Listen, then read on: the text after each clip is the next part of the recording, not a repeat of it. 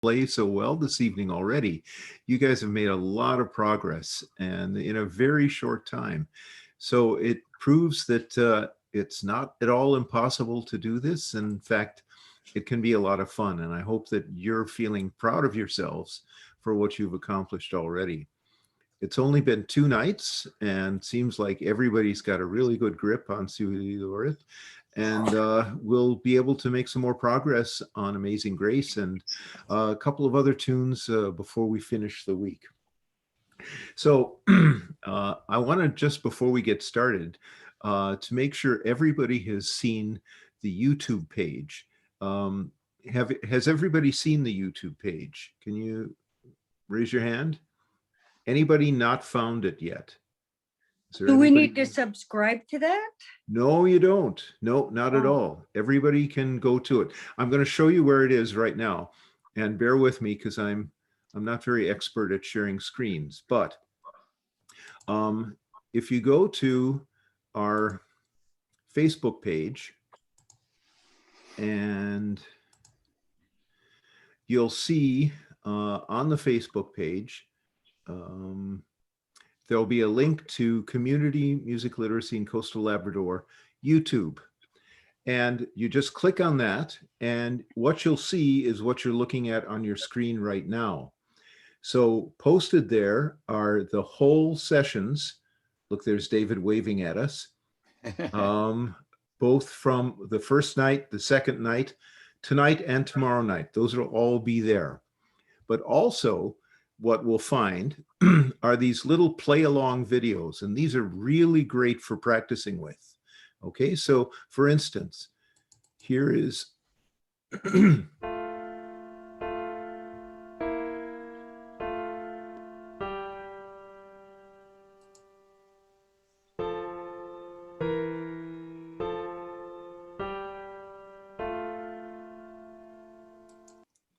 so you could all hear that, I hope.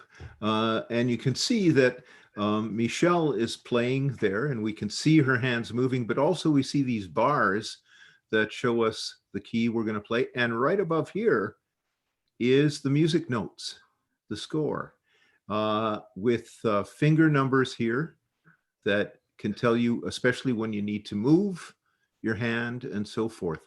So we've posted on the YouTube page all of these play along videos, and for each tune that we've worked on, there are a lot of different versions. So there's a version, oops, that's not the one I meant. There's a version for your right hand alone.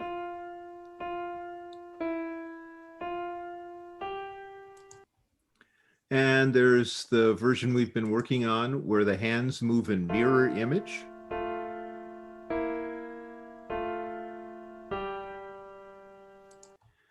And for those of you with a little bit more experience already, there's a version just like your organist would play it.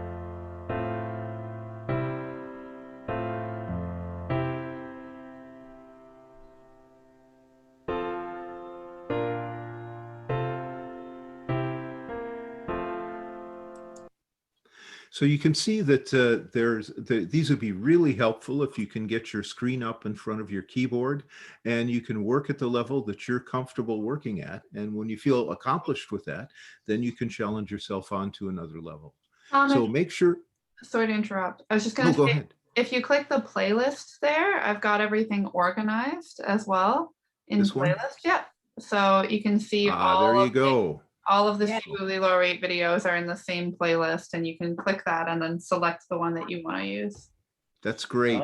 Okay, Michelle, thank you. No problem. Michelle, yep. Can I just ask, is there anything that we can do to practice with our left hand? Because it's like learning to do something new. Like for me to be able to focus on my right hand, which is moving more, and then the left hand has to kick in and help, with the tone or the way it should be. And I'm struggling with that. I find it really hard trying to say, okay, left hand, left hand, that kind of thing. Is there an exercise or something that we could do to get that hand used to that? You can just use the left hand by itself. That's a wonderful way to practice. And those videos, all of the YouTubes, I think you can slow them down if you want to. So you can make them half the speed, or so that you could end up playing, you know, even slower than that. Here it comes. And I'm going to move my fourth finger now. And the slower you go, the better. And that'll be really helpful. So that's one thing I would suggest. Just use your left hand alone. The other thing I think that would be really helpful, David showed us last night how to play pentachords. Remember? So we put our 5 fingers on the keyboard in a position, and then we go 5, 4, 3, 2, 1, 1, 2, 3, 4, 5. And if you do that a couple of times before you get started, you've got your left hand feeling like it can move. I know that most people, their right hands are much more able than the left hand, but doing some of those pentachord exercises warm me up a little bit. Okay? Yes, thank you. And Okay. just one other thing, just when you're mentioning that, like the thumb is finger number 1, pointer's 2. So when you look at your left hand, do you also think that the thumb is still the number 1? That's Yeah. right. Okay, That's right. Yeah. thank you. So hold your hands like this. Yeah, And and so it's 1, 2, okay. 3. Yeah, that's it. So the mirror, okay, thank you. No problem. That's the question I was gonna ask actually, Linda, because I find if we have to do F and we use number 3 for that, so do that mean for the other hand, we have the same number 3 on the other F to mirror? To begin with, and then you might have to change, but I can show you that in the music sheets. Yeah, but for that one, it can start with both hands on the F is good. Or actually, no, I'm sorry, I'm wrong. We start with one hand on the A and one hand on the F. Let's look at it when we get to that one tonight. I'll review that. Thank you. Okay, great. Good questions, everyone. These are That's great really questions. helpful. Thank Yeah. you. Now, I think we can get ready and get started. We've got lots of fun things to do tonight, some review and some new. And David has found for us a really, really beautiful prayer that comes from the Moravian liturgy tradition that celebrates the wonderful role that music plays in the Moravian Church. And so we thought that we would open with that. So David's going to lead that prayer. Yeah. I thought I could show it to everybody, so just let me do that. And then if you'd like to read along, it's there. So I think you can see my screen now. And here's this lovely prayer. And I found this in a Moravian liturgy book that I was able to access. Most gracious God, we give you thanks for every good gift. On this day especially, we thank you for your creative gifts to us, which cause us to enrich our lives and experience through words and music. For you, O Lord, have made us glad by your work. At the works of your hands, we sing for joy. We thank you especially for your gifts to the Moravian Church, devotion to the Savior, simplicity, a strong sense of community and fellowship, and a long-standing dedication to spreading your love. We thank you for our musical heritage, through which we draw closer to you and to one another. Inspire and bless those who write and compose, those who play and sing, and those who lead and teach. As you have helped us through the centuries to sing our faith, so move within each one of us today, that all our gifts may unite in your service. May the God of steadfastness and encouragement grant us to persevere to live in harmony and beauty with one another. Amen. And I thought it would be lovely if we could now sing with Nicholas one more time, and we could sing Amazing Grace together. So I think Michelle can give us the music for that, and maybe I'll stop sharing so she can. There we go.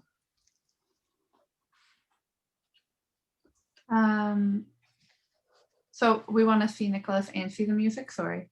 If you can, it doesn't matter. Yeah, sure. Just give me 1 second here. You'll see me fiddling around here for a sec. What I was thinking was if we can see Nicholas, as we did last night, he has such a wonderful way of sharing the music that he clearly loves. And let's see if we can mirror that back to him when we're singing along with him. I'll get the one with the words here now in 1 second. There, Michelle. All right, there we go. That's Okay. great. And I'll make that a bit bigger for everyone. And I'll grab Nicholas over here. Perfect. Just one So second. great to have your technical expertise. I do my best. There we go. Sorry, guys. Dadam namig sai maninga bililaw mga daudug nga naning mga mana daudug bunga.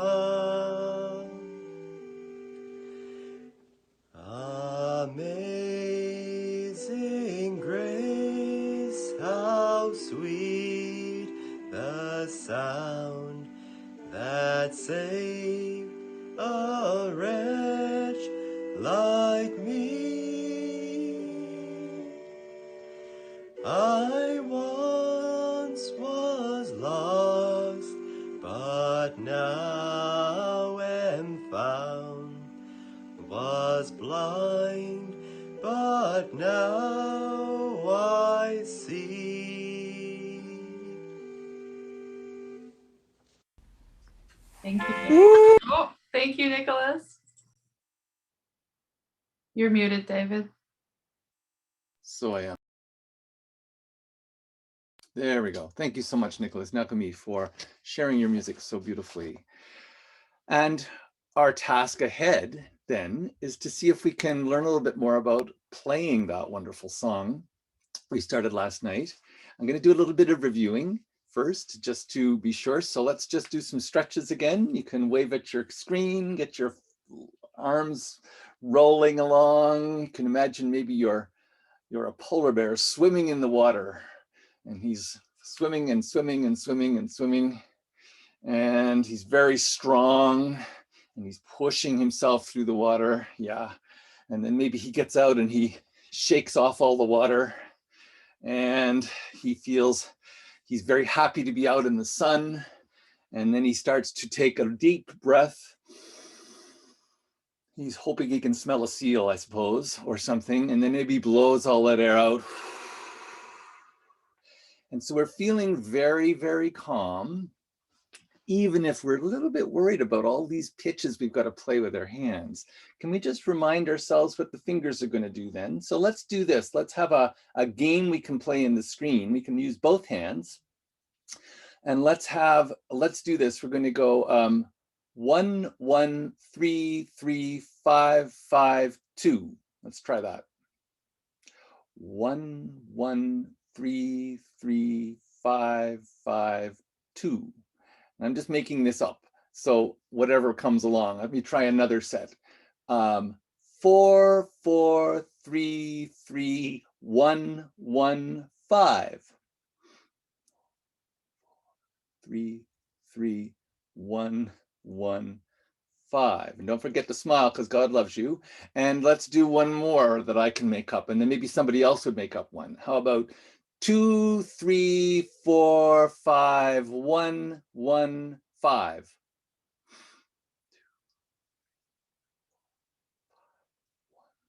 1, 5. And you can say it along with yourself. That might help remind you. Would somebody else like to give us a set of numbers? Somebody be brave, dive in. Mr. Tom, you can do it.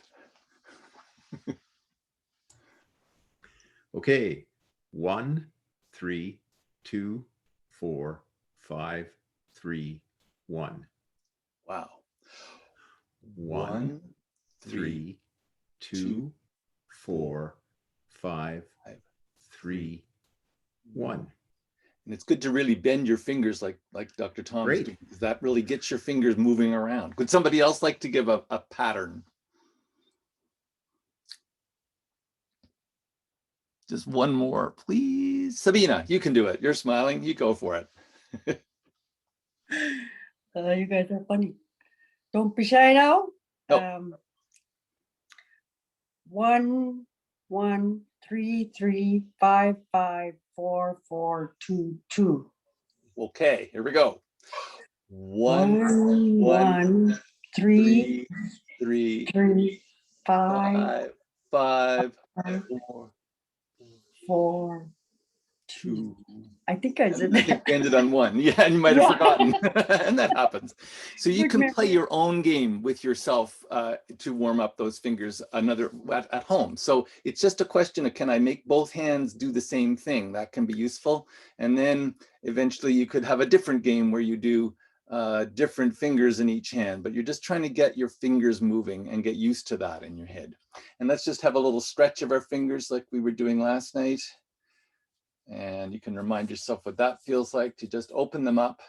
I sometimes just do it like this too, in order to kind of get going. And that just opens up that skin again and the fascia on your hand and gets us moving. All right, I'm going to share my screen so that I can show you a couple of things to remind. So there's our wonderful melody that we're working on playing. We're going to try tonight to work a little bit on working on the left hand now. So I want to do a little bit of stuff with what has to happen there. But on the way to that, we'll do it with both hands. So I'm going to turn on my keyboard now. And so where did that go? Cool. I realize now I've just moved something. In fact, let me do this. I'm going to stop sharing that screen now. I'm just going to change my mind slightly. So I've got my keyboard here. And remember, we've got our groups of 3 black keys, our group of 2 black keys, the triplets, and the twins. And it might be helpful if you want to make this screen, the one with the keyboard on it, the one that's called keyboard, you could make it a little bigger by pinning it. And the way to do that, to remind you, is to go up in the corner of that thing, and there's 3 little dots, and you can pull it down to pin that, and that may help it be bigger. I'm spotlighting it too, David. And so you can do that. Okay, fantastic. trying to control things here. Okay, so while Michelle is figuring that out, just remind us that we're now going to play around with the note G tonight a lot. And so when we look for the group of 3 black keys, we remember that we called the one at the lowest end F. So where's G going to be? It's going to be right next door to F, and it's going to be above the note of F. So the G is right here. So let's all play a G with our thumb, okay, in the right hand. So you can play a G there, and then find another one somewhere on the piano. Maybe you go up higher. And then maybe you want to do yet another one a little higher, way up here. And I'm playing the highest one I can find. I've got to kind of reach and find it because it's underneath something else. And then I can take my right hand thumb and play lower pitches of that same note G. The G shows up quite a few times on the piano, depending on your keyboard. And then there's another one way down here. So the basses sing down that low. So we've got our G note that happens all over the keyboard. We're going to use the one that's just in front of our bodies. Probably we're sitting in the middle. And so that's the soprano G. Now, the cool thing is in the notation, when we see that thing called a treble clef, and Miss Kelly might be showing us some notation things a little later, that treble clef is kind of wrapped itself around the pitch of G, and it's actually called a G clef, clef meaning key. And so this G, we're going to play that with our thumb, and that gives us that pentachord, that 5-note pattern built on a G. So let's all play 1, 2, 3, 4, 5 in the right hand. And that's going to give us that G pentachord. And then we'll come back down again. 4, 3, 2, and 1. Isn't that lovely? So we get that 5-note pattern, 1, 2, 3, 4, 5, 5, 4, 3, 2, 1. Now, the pentachord on G is, again, a pattern built, founded on the lowest pitch, the G, and we call it by its lowest pitch. I'd like you to do the same thing now in your left hand. So you're going to find the G with your left hand, the next level down. But this time you've got to use your 5th finger just to remind you. So I think it was it Linda that was asking about the finger numbers. Now we're playing that same pattern, G, A, B, C, D. In fact, you can even do that. Play them all 5 at the same time. It's kind of fun. And to play the same pattern in the left hand, it's going to be 5, 4, 3, 2, 1. And so we get that pentachord, but opposite fingers are being played now. So a thing to practice, and this will help you get used to playing with the left hand and the right hand independently. Now practice playing the pentachord at the same time in both hands. I'll show you what I mean. And then come back down. Nice and slow. And you see if you can line them up to work at the same time. And I think we discovered last night, some of us might have made it sound a little bit topsy-turvy, but that's okay if it happens. The goal eventually is to see if you can play them really at the same time, right and lined up. So let's try it all together. 1, 2, very slowly, 3, and go.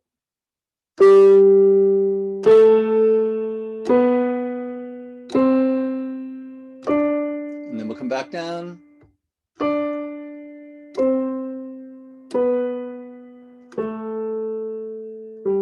Isn't that lovely?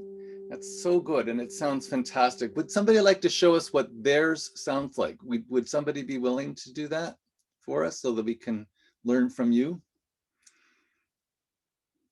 Please be brave. Please, please, please.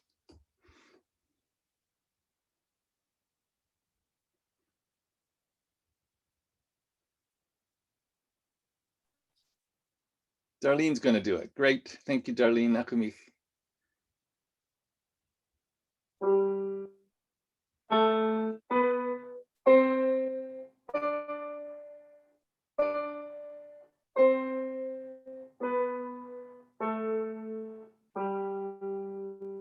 That's fantastic. So that is so wonderful. Thank you so much. And it was bang together. Absolutely wonderful. And you know, the best part that she did, she played it really slowly. And that's really an important thing to do. So that helps coordinate our fingers and to be able to work there. Wonderful. Thank you so much. So a good thing to just practice as a warm-up is to do just that. Get your fingers going. Now, could we play, let's go back to, let's just use our left hand for now. So could we play the bottom note, the middle note, and the top note of that pattern? And that's going to be the G and the B and the D, or the 5th finger, the 3rd finger, and the thumb in my left hand. And you can play those together. In fact, let's do that 3 times in a row. 1, 2, 3, and do it a little short notes. And we go. Let's try doing 2 shorts and a long. Off we go. Short, short, long. Try it again. Short, short, long. Show me with your right hand the long one. And it's short, short, long. And you can make a kind of wave. Here we go again. Short, short.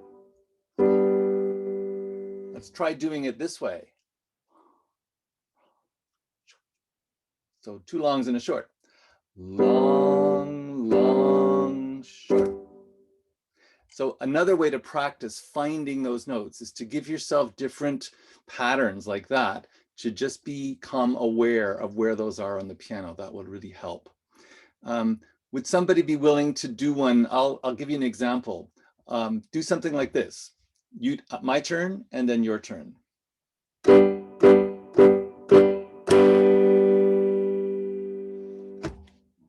You all do it.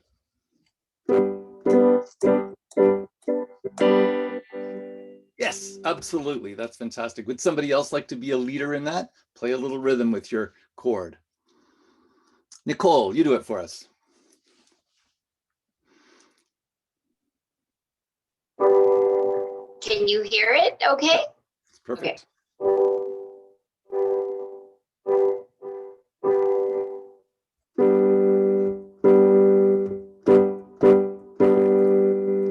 It's great. Fantastic.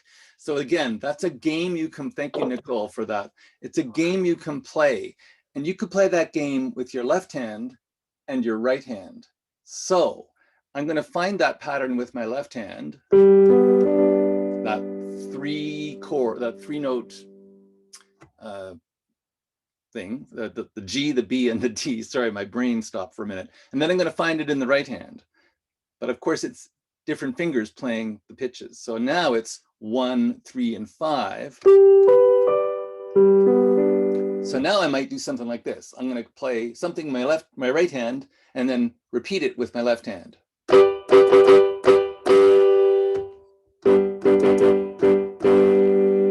And I can just have fun doing that, finding my way into the piano and getting my fingers used to that. So you can invent your own game that will do that. So I'm going to sort of hold that up for you to do. So what we're playing with here is something called a triad. I'm going to share my screen for a moment again. And so Michelle, if you can keep my keyboard on view, that'd be great. And then I'll put the screen up there too. Hang on a sec. There. All right. So yeah, fabulous. That's fantastic. So now what we've just been playing is this in the right hand. That's what this looks like. And we've been playing this in the left hand. That's what it looks like there. And usually in music, we use this sign here. This is called the treble clef. And its actual name is, there's numbers of names for it, but one name is the treble clef and another name is the G clef. And as I said, it kind of rolls around the pitch here, this line, and this line right here is G. So we know that that's a G, and happily that clef kind of rolls around that G and it goes all the way up there, curly-cues around, and the pitch up here is also a G. So it's kind of helpful to orient yourself knowing, yeah, that's where a G is. And then I'm going to build this pattern 1, 3, and 5 on that G. And we give that name the root. The root of this pattern is a G. And since we're playing 3 notes, we call this a G triad. You name it by the root, and it's 3 pitches, tri, like triplets, same sort of deal, 3 notes, and the bottom one is the G. So, and then in the left hand, often we use the bass clef here, and the other name for this one is the F clef, and this is the clue here. These little dots show that this line is F, and we already know that the note right above the F is called G. So again, this is a G, and this is the G triad with the G on the bottom. So we've been playing with those sounds. Any questions on that so far? Anything you want to ask about that? It's a lot to give you, but I just want to sort of show you some things to build on now. Doing okay? Good. You're so brave, so wonderful. So that G triad can be changed. And so remember that we've got the G on the bottom. We call this note B, and we call this one D. So G, B, and D. Now, if I take the same 3 notes and I put them in a different orientation, I have what's called, this word is inversion. And this is really cool for playing Amazing Grace. This is where I'm going with this. There's a purpose to all this stuff.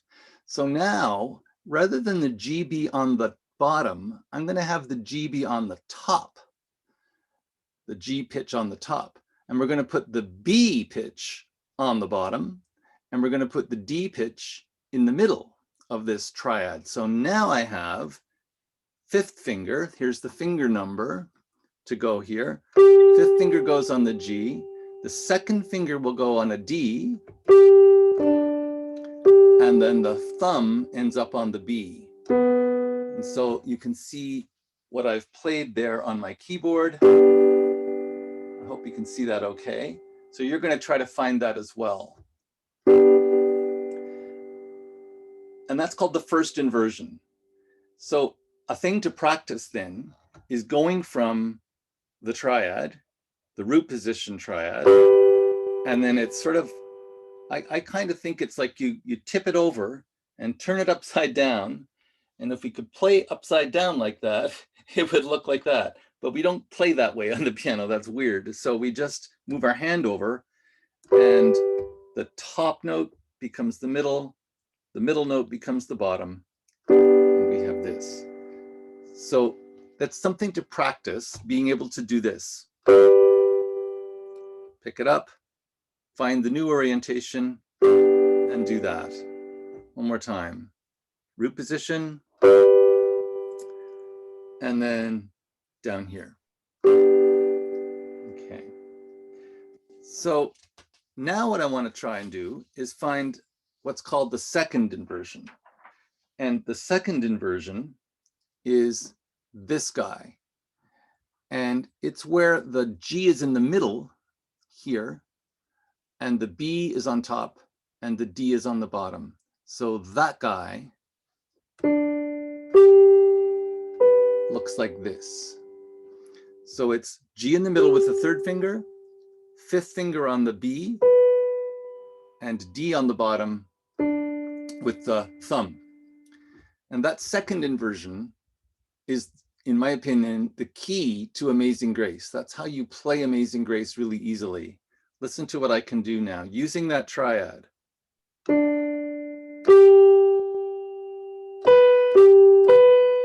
It's only those 3 pitches that I'm using. Let's try playing that with me. I'll play it, my turn.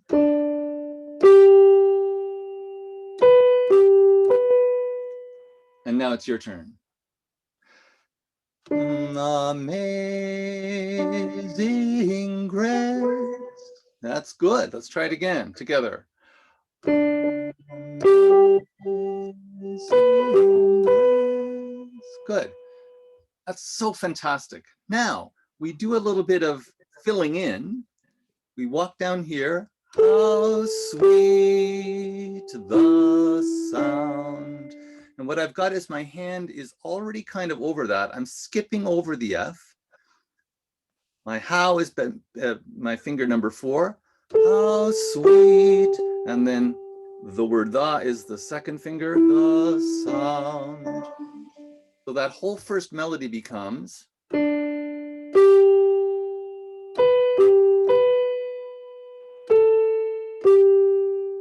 then ending up where we started. Kind of like coming home. Let's go for a little walk there. Here we go, together. And amazing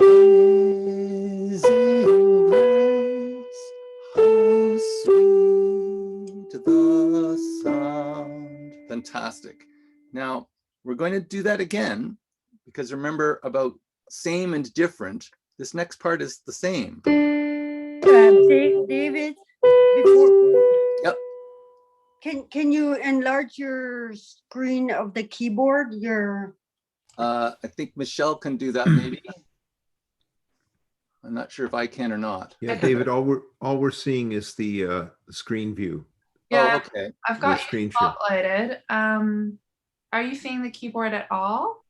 On the corner, on only the in the little corner, box right. in the corner. Yeah, sorry. I'll tell you what I'll do. I'll stop sharing for now then. Yeah. That will make it better. Great. And then you can spotlight it, Michelle. Yeah. So what Sorry. I'm playing now, you can sort of follow my line here. Is that keyboard bigger for everybody now? Yeah. Yeah. Okay, good. So thanks for speaking up. I think that was Sabina. Well done. It's hard to do that. So I'm going here. Here's my triad in that second inversion. And then I'm going to just do this.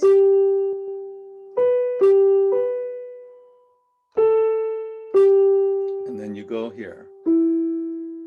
So beautiful. It's such a gorgeous melody. And again, about 200 years old. Let's try it together.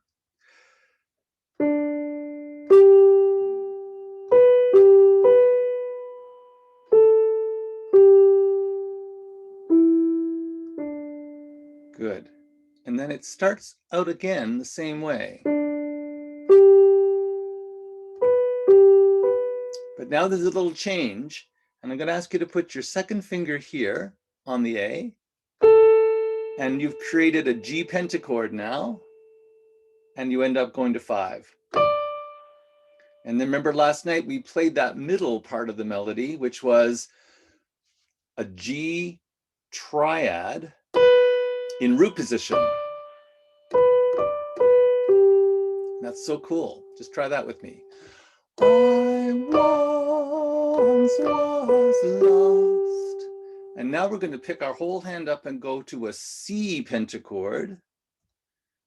But now we're going to play this little tune. Same rhythm, but a different pitch. And now I'm found. Let's try that and now I'm found part.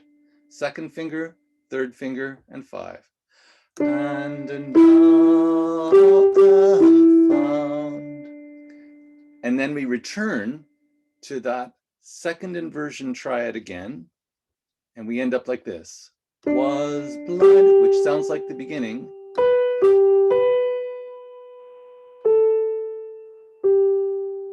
So gorgeous. I'd like to just show you that on my screen again. So, and then we'll play it together, watching what we're playing. Whoops. Share screen. There we go. There's this. All right.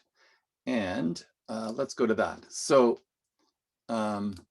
so I made a little graph here just to remind ourselves. We've got really 3 things to think about. This second inversion G triad here, which we're going to return to at the very end. So we start with something, we do something else, we do something else, and we come back at the end. Not every hymn works that way, but the first 2 we've done have worked that way. So second inversion triad you want to be able to find. You want to be able to find your G 5-note pattern, that pentachord. You stay in it here. And then we move to a C pentachord here. And then we finish it off, coming back to that triad again. So let's play it together really slowly. I'll leave the screen in front of you so you can see that. I might be able to help you a little bit. No, I can't. Okay, never mind. I'll just do this. So we find that, orient ourselves. We're starting on the G with the 3rd finger, D on the thumb, and B with the 5th finger. And we'll try it.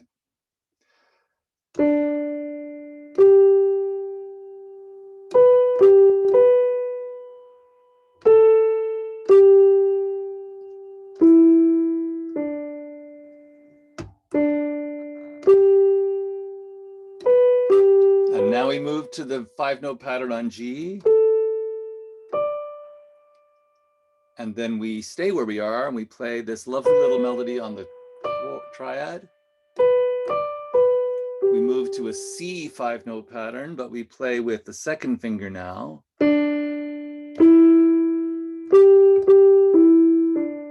And we return to that opening G major triad in the 2nd inversion. And we finish off with the song as it is.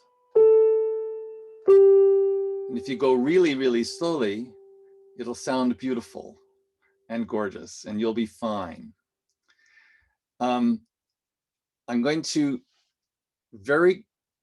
I hope, efficiently show you another little pattern to play with. Just a reminder that, and this PowerPoint or this series of slides is available on the Facebook site.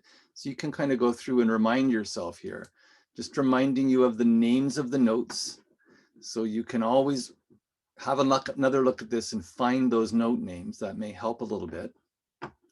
Reminding you that each of the note names has a place on the staff. This is the treble clef, the G clef, which is a lot of the right hand notes really, and the bass clef, which is a lot of the left hand notes.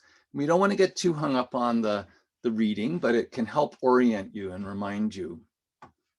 I'm going to skip that actually. What do I want to do? This is what I want to do. There. Oh, where did it go?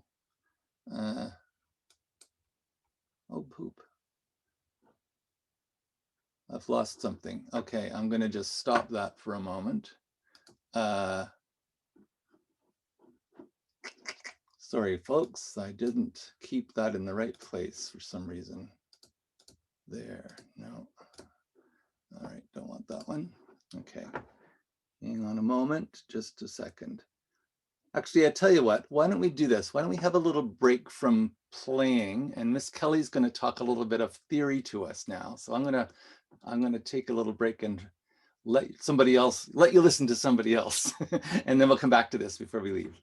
So, Miss Kelly. Hey everybody, how you doing? Everyone want to take a stretch? Fabulous. Okay. So one of the things I was thinking about was if I hadn't heard some of all of the chords and names and triads and clefs that David was talking about before, I'd probably be feeling a little bit like, what the heck? This is a lot. So, and there's a lot of different things that, like David said, you don't need to know right away, but we can kind of build on that as the time goes. So what I'd love to do right now is talk about what a chord is and what a triad is to kind of help understand that. So I'm going to ask, let me see, I'm going to ask Bianca, and who else am I going to ask? Kira. So Bianca and Kira, can you guys do me a favor? I'd like you to unmute your microphones, and I just want you to press your hands down on the keyboard. No, like you don't have to press any particular keys at all. So can you do that for us? So you're going to put your hands down on the keyboards and press any keys at all. Go ahead. Perfection. Try it again. Do it again. That's it. So a chord is anything that's more than one note. So you guys both just played a chord. Can you do me another favor? Can you take your two fingers and put them anywhere on the keyboard and play those two notes together? Anywhere at all. Perfect. Kara, do you want to try it, sweetie? I think, are you frozen a little bit? Perfect, I heard it, amazing. That's a chord because it was more than one note. Okay, can you take 5 of your fingers like that? Or that's 10, isn't it? I'm glad I'm not teaching you math. Can you take both of your hands and just put them anywhere on the keyboard and play? I done 6. That was it? That's it? So that's a chord. That's the definition of what a chord is. Anything that's more than one note. And that's what harmony is about. So when you hear the organ play and you hear more than the melody, it's all based on chords, which is harmony. And I know some of you play guitar and you're used to thinking about chords because you put a pattern down on the guitar to form a chord. Well, it's basically the same thing as on the piano.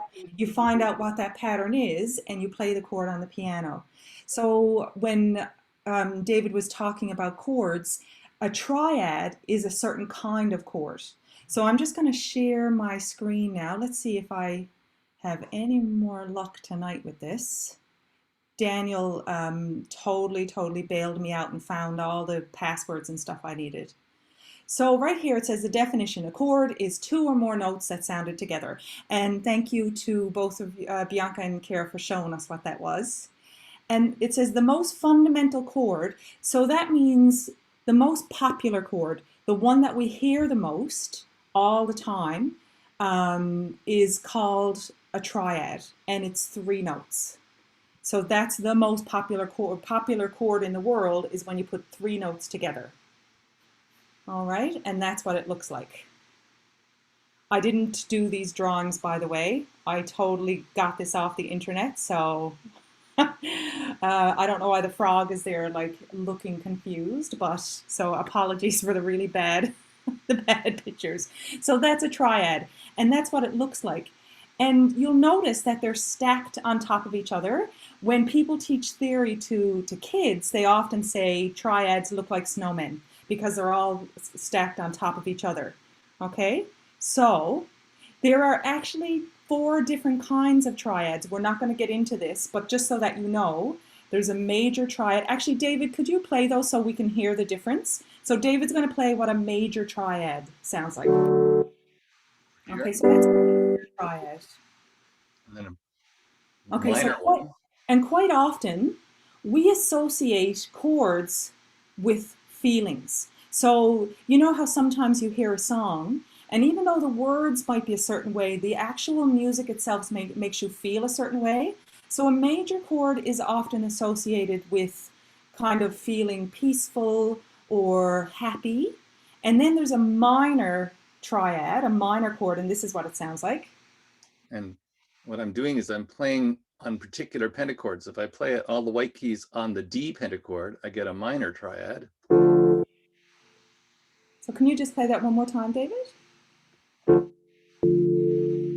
And you'll notice that has a different feeling to it. It feels kind of, people will sometimes say sad or somber, or, you know, maybe sometimes people think of that as being a little bit ominous, but then you'll get to these other ones that are even more. So this is called an augmented triad. And again, you do not need to know this, but just so that you know, there's all different kinds. Okay, and then this one is diminished. It sounds kind of wonderful, doesn't it? And then diminished is a B pentachord actually on the white keys.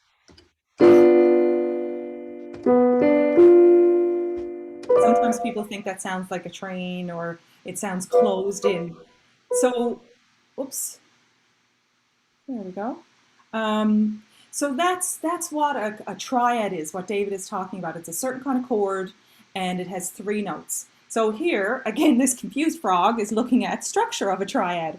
Right there it says all triads have 3 notes in them, and then all of them are built on, and I think this is a really important word when you're talking about chords, is the root. So when you think of root, as in the roots of a tree, you think about the foundation. You think about that is what everything grows from. And so in music theory, finding the root of the music is really important. So David has been talking about G major and F major and C major. Those letters, they're the root. So that means they're the foundation. That's what everything is built on. So triads are built on the root. And then if you count, you have 1 space, 2 space, 3 spaces. The next note is 3 spaces up. And then you count 1 space, 2 space, 3 space, 4 space, 5 space. It's 5 spaces up. So every single triad is based on a 1, a 3, and a 5. Okay? Can I ask a question? Please, it's so nice to hear somebody else's voice. You know how when we were talking about 1, 3, and 5, Yeah. with the root, is that the same as 1? Yes, that's it. That's it. Yeah.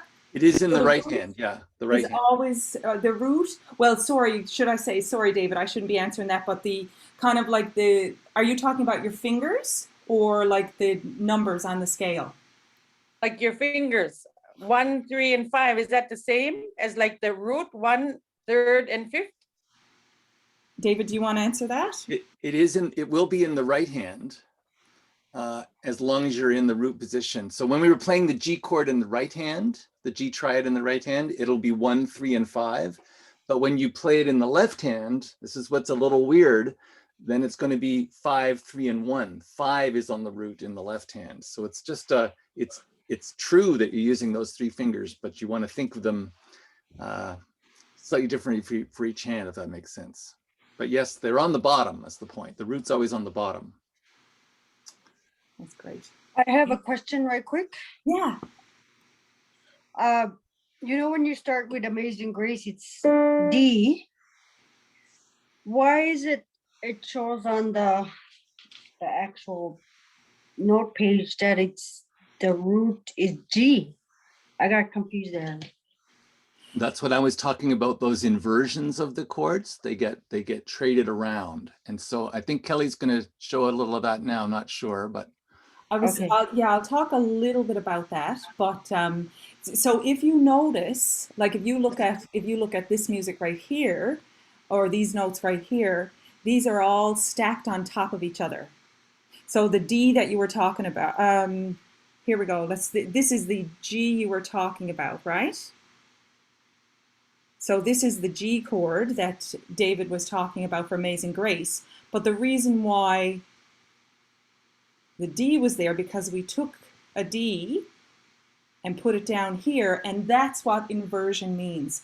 It means that you can take all of these chords and you can put them in different places, and then they're still the same notes, but they start at different times. So instead of starting with a G, you can start with a D, or you can start with this note right here. And to be really honest, the idea of inversions, I mean, there are a lot of people who wait a long time before they talk about inversions, but because your playing is so amazing and you're so far ahead, it's kind of nice just to talk about that stuff. So the root position is the very first one, you know, that we talked about, which is where they're all stacked together.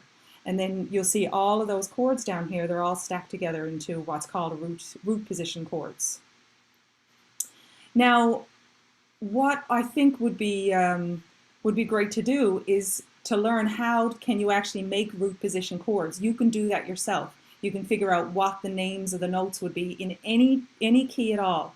So if you look right here, I'm not going to read through the whole thing, but I'm just going to show you that what they've done is they've written out the first 5 notes, C, D, E, F, G, and remember it's always the 1, the 3, and the 5.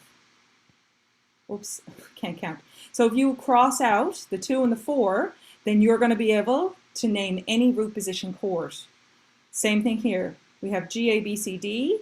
If you cross out the 2 and the 4, then you're going to have what that chord would look like. So this is the last. I'm going to show you a little bit of breezing through theory with this, but I'm going to ask if somebody will tell me. So I'm going to show you the first one, and then I'm going to see if some people can do this. So if we want to do an F chord, I'm going to do this: F, G, A, B, C. So that's 1, 2. My gosh, my writing 3, 4, 5. So I'm going to cross out that 2 and that 4, and that means my chord is F, A, C. David, can you play that on the piano? An F, A, C? there I am. Okay, so F is here, and A is here, and C is here. Thank you. So we just built together an F major chord. So can I ask somebody, and I'm going to ask anybody who's able to see, because I can't see everybody, can I ask somebody to help and tell me what to do for the D chord? Would somebody? You can try it on your own piano. You can just play it while you're muted. Nobody knows. Or actually, I was going to ask people to actually call out the letters to me. So what do I have to do? D, what comes after that? E, F, G. D, Thank you. E, F, G. Okay. Okay, can somebody tell me what letters I cross out? And Thank you. I cross E and G out. And now we have our D chord. That's amazing. Yay! Yay. Yahoo. Okay, let's do one more. Can somebody tell me what notes I have to write?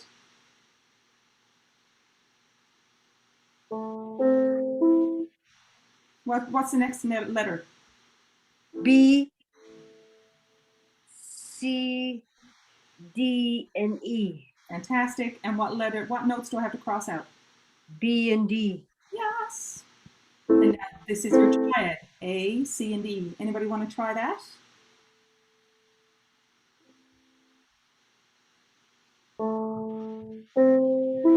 That's it. Good. That's amazing. So what David was talking about, the idea of a triad and a chord, you just all learned how to spell them, what they sound like, what they look like on the piano. That's so cool. So one of the things I'd love to do is kind of just show you what the Breezing Through Theory. I feel like I'm a salesperson for Breezing Through Theory. I promise I don't get any money. But I just think that there's so many great things about it. So I'm going to show you a little bit of the Breezing Through Theory, what they say about triads. Okay, it'll only take a few seconds. Share my sound. There we go. Okay, so.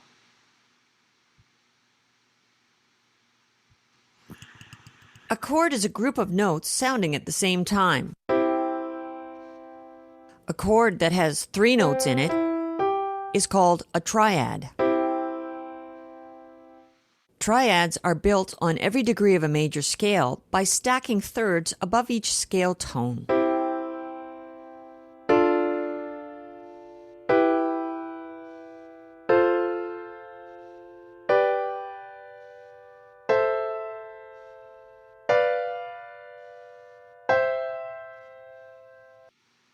Okay, and then The bottom note of a triad is called the root. The middle note of a triad is called the third. The upper note of the triad is called the fifth. And you'll notice, I'll just show you this chapter. It has all kinds of information, triads found the scale, and then it's got exercises. And again, if we go down here, tripping through triads, there's a hockey game that you can play to practice. So there's lots of practice that you can do. And as I mentioned last night, this is in chapter 15. So you can skip back and forth depending on what you'd like to listen to and what you'd like to give a try on this Breezing Through Theory. I think... Are we going to be able to log into that anytime soon? Well, we were going to ask tonight, probably, or tomorrow, or Tom, I'll let you lead this, Tom, but we have the ability to buy a login for everybody, but we want to make sure if people want to do it. Again, I don't want to push this on people. I think it's really great, but I don't want people to feel like they have to. So maybe we can, Tom, I'll let you decide if we want to send out a little note or chat tonight. But we can start that really soon if people would like to. I'm interested in it, but I'm just wondering, is there like a certain amount of time that we get to use it, or is it something that we have for as long as we want? You have it for as long as you want. Okay. And you were saying that we could start right at the bottom and work our way up. Yeah, absolutely. Okay. And so some people, I'll be really honest with you. In order to do it and like listen to those things a couple times, the first 3 or 4 chapters, that might take a month or a couple of months, or some people might take a year to do it, or so we can do that. We can do it at our own pace. Yeah. Absolutely. Like it's no pressure or anything. It's just we can do it as long as we continue to work on it. Yeah, and the Okay. nice thing that I like about it is that it has like instructions there and somebody talking to you the whole time that you can listen to, and of course we're going to be here to be able to kind of help everybody figure out how to navigate it and stuff. I am like one of the least technological people that can figure things out, so I learned by having all the mistakes I made, so now I can kind of do it, but I still got to go, Anna, Daniel, help. so I'm happy to do that. It's user friendly though, eh? Yeah, it is. It is. Okay. Once you know kind of what those little icons are, Yeah, Yeah. it is. Okay, And we'll thank do up, you. like we'll do up a list of a PDF that has like all the information too to go to. Okay, thank you. Go ahead, Stina. If we have it, then like you just told us what chapter it was in, on the Facebook page, would you be able to add that information onto the Facebook page for this lesson? This is where we are in breezing through theory. I never thought about that. That's a great idea. Absolutely. Yeah. I can do that. I can go to David and ask him what the lessons are and then show where it is in breezing through. Yeah, that's fabulous. Yeah. Okay. Okay. Thank you. And I just want to add to what Kelly said. We would love to buy a subscription for everyone in the group for this. And that's absolutely something we can do. We just don't want anyone to feel that they have to do it if they don't want to. But as you can see, it's something you can work on at your own pace, and will also be available to help you with it if you encounter anything that you think you need help with. So what I will do is I'll send around an email tomorrow to everyone in the group and ask you to let me know by return email if you would like a subscription to this, and we will set that up. Kelly, how long does it take to get this set up? Usually just a day or so. Okay. Yeah. Yeah. All right. So I'll make sure that everybody gets a chance to say yay or nay. And like I say, we really hope that everyone does want to do it, but you don't feel you have to. And again, there's no charge involved at all. Okay. All right. I think maybe now we can flip back to David. David, we got, I think, about 15 minutes left. So let's see what kind of magic we can do. Gonna see what we can do in 15 minutes. It'll be good. So first of all, let's just do this. Get some blood into our little fingers and sort of warm up a little bit. It's like, oh, it was cold outside and gotta get my hands warm, and make our fingers just do as fast as they can. Like that. All right, good. And now let's do 5, 4, 3, 2, 1 in there and back and forth a whole lot, just to warm them up again. All right. And another little wiggle, and a wiggle of the shoulders, and a nice breath. Good.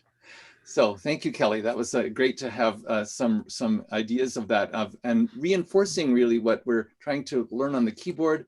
And there's a lot of information coming at you, and I know that's challenging to take it all in, but you can always go back and watch the video or recording that Michelle will put on the YouTube site, and you can try it again and stop it and play it 16 times until you kind of, oh, now I get that. That's fine. And so that's open to you, and you'll have that for the rest of eternity there.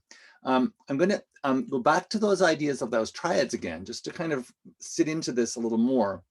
And Sabina asked a really good question. Why does that thing start on the D when it's a triad that starts here? So just to kind of say again, those triads always have 3 notes.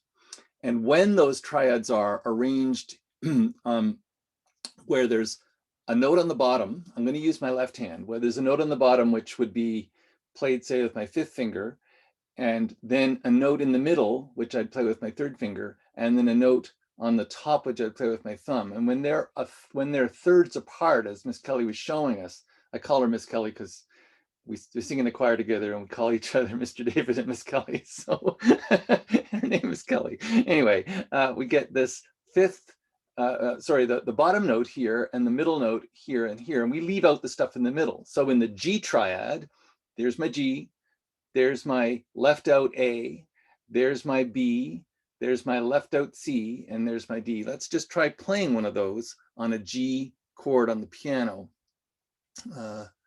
It's going to sound like this in the left hand. Let's play it down an octave. We say an octave is 8 notes below. So the next level down on G. Let's try that one.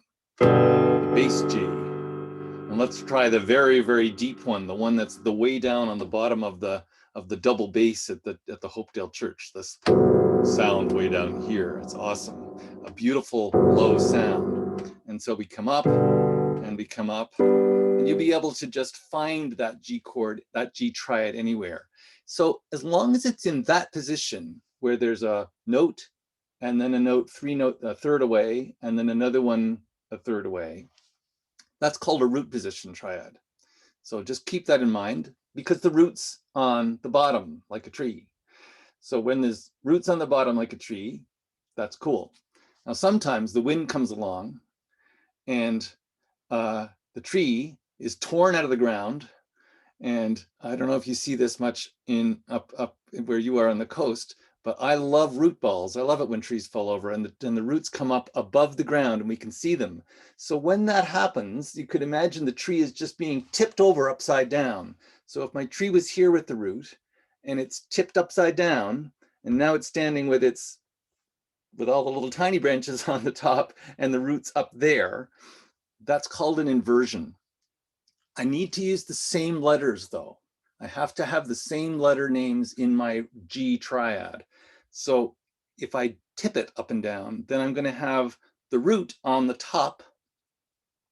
Try playing this with your left hand. And then I'm going to have the one that was on the top before, the D, it's going to be in the middle. And then I'm going to have the one that was in the middle before, it's on the bottom.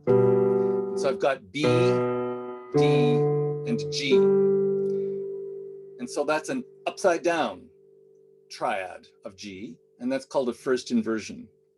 And now if I tip that again, and now I'm going to have that root note, the G, in the middle of the triad. And I'm going to have the third, the B, on the top. And I'm going to have the fifth, the D, it's on the bottom. And so that's called a second inversion triad. And I know that will become more clear someday. It might not be really clear right now, but it will be more clear someday. A little bit like, think of something else you learned and it didn't really make sense the first time or the second time or the 15th time. It's kind of like me and I'm trying to get just the right amount of spice to make a really good curry or something. And sometimes it just tastes awful. And then I try it again and it tastes a little better the next time. I'm not very good at cooking fish either. My wife, Jan, she's an amazing fish cooker. I don't get it right. I get too much butter, too much oil. It gets too hot, it's too cold, it's wrong. But I let her do it and it's wonderful. And someday I might figure it out. But I got her around, so it's fine. So sometimes things just take longer to gel and it'll eventually kind of click in. So this second inversion triad, now I'm going to just show you this again, is the way in which we understand. We see that okay? Yeah, all right. And I'm just going to make it maybe a little bigger. The way in which we understand these, sorry, I'm on the wrong screen here again. The way in which we understand these triads. So I'm looking at the left hand, root position here, and you can see as Kelly showed us, the G is on the bottom, we go up a third, and we go up another third. We skipped over the fourth and the second degree of the scale. Now, my first inversion flips that over, so that note now is on the top. Sounds like that. And now I'm going to flip it over again, and that note's in the middle, the G is in the middle. And that's how we get that opening sound, for Amazing Grace. That's how we get, this is what I want to show you, how we get this sound. And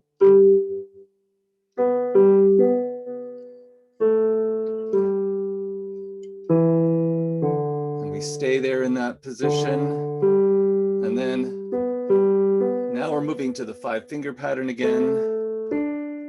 So that 5-finger pattern is used again, sort of root position G chord in a sense, skipping over the second and the fourth. And then we drop down to the C chord, but it's not a triad anymore. And then we finish off with that second inversion.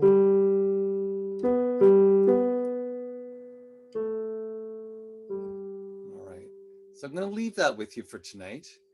And tomorrow I'm going to visit the left hand truly. I'll spend a bit more time on that. We're using triads here, but we're doing different triads to create a nice harmony. What you eventually will get is this.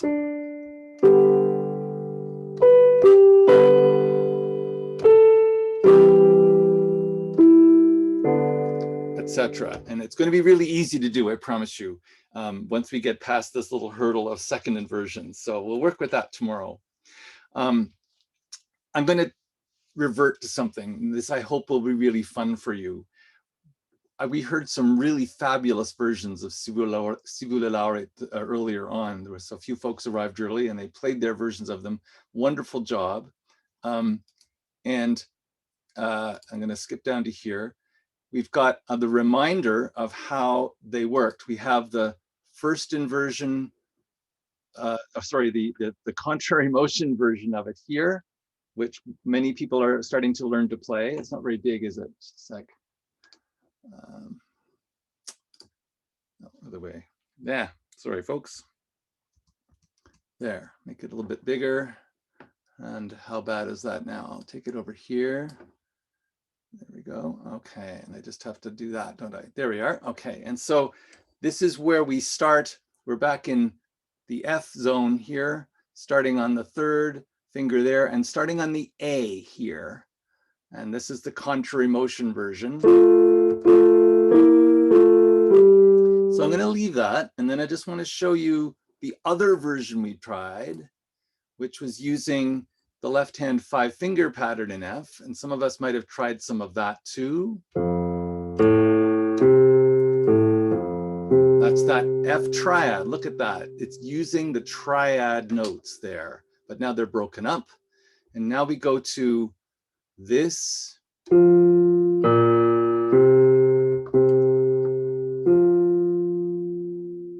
And then this adventurous place drops down here. It's kind of an opening up of the hand.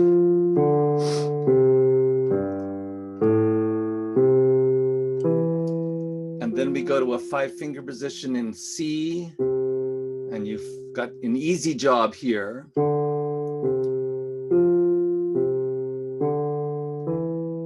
All the steps of the 5-note pattern. And now we move back to the F triad and we play way downstairs. And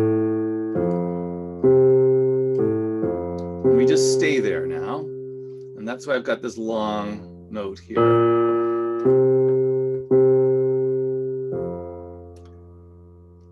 So what I would like to do is play that. I'm hoping it's going to work. I would like to play it. I just have to stop that sharing screen and share it again. I'm going to play this with the Nain Brass Band. And we've got a recording of the Nain Brass Band here. Whoops, don't want to do that. So I'm going to ask you to play along with them. And they're going really slowly, which is lovely. And you can play just the melody if you want to. You can play the melody and the left hand in contrary motion if you want to, or you could just play the left hand all by itself if you want to. I'm going to put the new version of the left hand, the real bass line here, and you'll hear the tubas playing that in this. And perhaps you can play along with them as best you can. Try that in the left hand alone, just the melody, or bits and pieces of both. So, are we ready? You're all lined up. You're going to find your F in the right hand, probably the low F in the left hand, 2 octaves below, and it's going to go nice and slow. I hope this sound works. So here we go. Please, please work.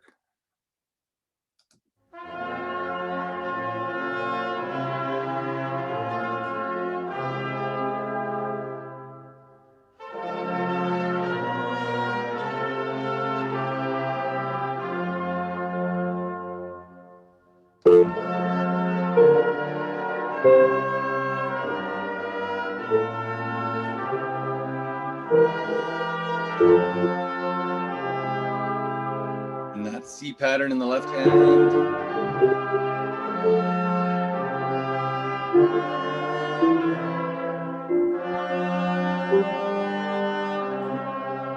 And you go back to the F pattern in the left hand.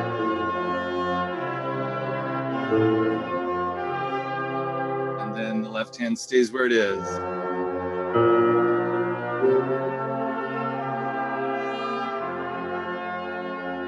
Here comes verse 2. Try it with a different hand now.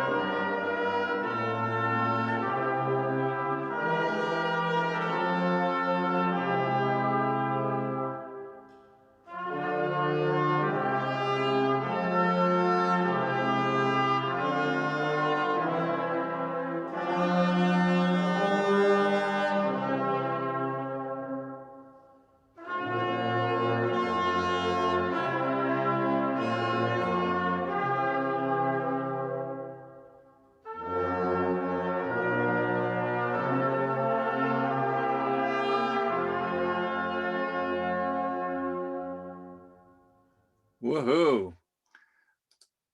So let's rate ourselves. How did you feel you managed with that? Was it a kind of a 4 out of 5 or a 1 out of 5, or was it a 5 out of 5? What do you think? Show me in your screen. 3 out of 5, that's fantastic. That's good. 5 out of 5 for Michelle, because she's been practicing a long time. Yes, that's good. What do we got? Let's say 2 out of 5, that's fabulous. 0 out of 5, that's okay too, Sabina, don't worry about it. So, you know, it's there for you, and we can put that version on the YouTube maybe later on tonight. This isn't the one in F, actually. And what's cool is the Nain Brass Band plays that in the key of G, but I took it and moved it to the key of F. So they sound the same, but they're in a different key. So don't try and play along with your CD if you've got it at home, because it won't work. You got to use this version of it. Wonderful job, folks. I'm going to stop there. Tomorrow night, we're going to jump right in with Enoch at the beginning and see if we can begin to play the melody of that. I'd hope to get to that tonight, but I think we did some good work on chords as well. So lots more to do. And are there any questions out there? I got a quick one. Okay. I'm just wondering, are you going to post the prayer that you did at the beginning? Are you going to Of post course, it on I can do that if Facebook? you'd like to have it. Absolutely. Yes. Thank you. You're welcome. I believe it's already in the workshop session 3 materials. Yeah. When you're on the Facebook group site, whatever, you'll see along the top, you'll see guides, and you can click on guides and scroll down, and that should show you workshop session 3 materials.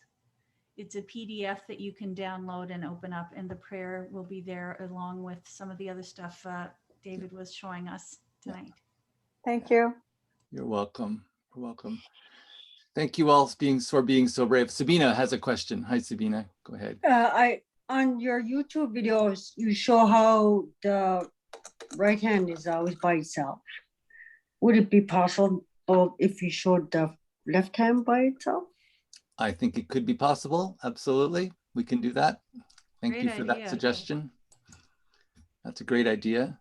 And please, thank you. You know, it's hard for us to know always what needs are. So we kind of imagine things. And if you've got something you'd really like to see happen or have, we're happy to try to provide it. So yes, I think we can do some left hand only. That's a great idea. Do we have a question from Nicholas? Hi, Nicholas. sorry, I was just joining. My internet connection was really bad. I see Michelle. Hi, Michelle. Thanks for sending that invite. And thanks, I'll catch up on the recording later. Okay. Okay, thanks, Nicholas. Sorry about that. Thanks, Nicholas. Okay, well, Nakamik David and Kelly especially for all your heavy lifting tonight, and especially Nakamik to all of you.